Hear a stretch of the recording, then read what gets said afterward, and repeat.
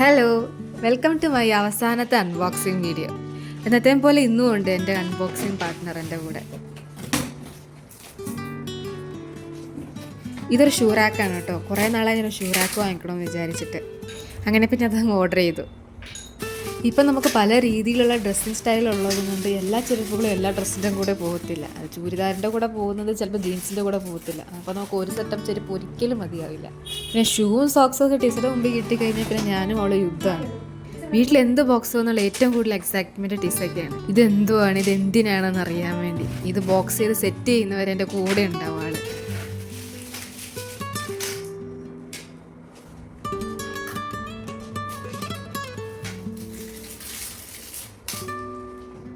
ഈ ഹുക്ക് പൊട്ടിച്ചപ്പം തൊട്ട് ആളുടെ കണ്ണ് ഇതിലോട്ടാണ്. കുറേ പ്രാവശ്യം എടുക്കാനൊക്കെ നോക്കി.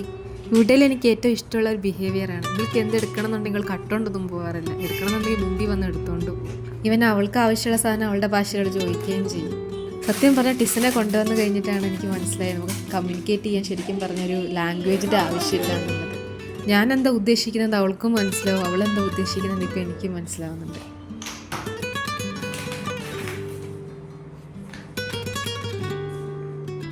ധൈര്യം വിളിപ്പോൾ അവൾ ഞാനത് എടുത്തോട്ടെ എന്ന് കുറേ ആലോചിക്കുന്ന ഒരു സീനാണ്. പക്ഷെ എടുത്തില്ല ആൾ.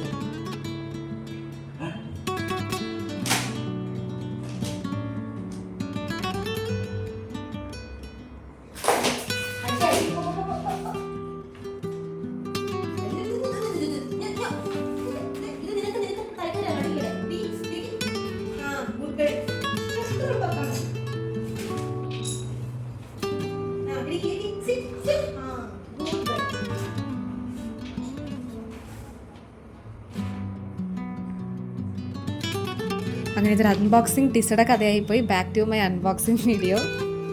ആക്ച്വലി ഇത് ഞാൻ ഫിറ്റ് ചെയ്യാൻ ഒരുപാട് സമയം എടുത്തിട്ടോ. ആദ്യം ഞാൻ ഇതെല്ലാം ഫിറ്റ് ചെയ്ത് കഴിഞ്ഞ് കഴിഞ്ഞിട്ട് മനസ്സിലായി ചെറിയൊരു മണ്ടത്തരം ചെയ്തിട്ടുണ്ടെന്ന്. ഇത് കംപ്ലീറ്റ് ആയിട്ട് എൻ്റെ കയ്യിൽ കുറച്ച് ഷെൽഫ് ബാക്കിയായിരുന്നു.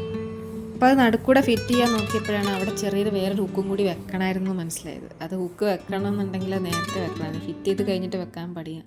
അതുകൊണ്ട് പിന്നെ രണ്ടാമത് എനിക്കിതെല്ലാം ഒന്നുകൂടെ പൊളിക്കേണ്ടി വന്നു. അങ്ങനെ പിന്നെ ഞാൻ ഒട്ടും തളരാതെ പിന്നെ എല്ലാം പൊളിച്ച് രണ്ടാമതും തുടങ്ങി. എൻ്റെ കൂടെ ഉണ്ടായിരുന്ന ആൾ ഇത് ഇന്ന് വല്ലതും കഴിയുമെന്നുള്ളൂ വിചാരിച്ചിട്ടുണ്ട്. രണ്ടാൾ സൈഡായി. അങ്ങനെ സക്സസ്ഫുള്ളി ഞാനത് കംപ്ലീറ്റ് ചെയ്തു.